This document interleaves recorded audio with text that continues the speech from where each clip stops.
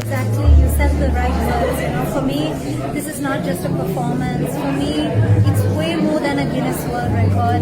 This is a message that no matter how much suffering, I mean, I'm half Sri Lankan, half Lebanese.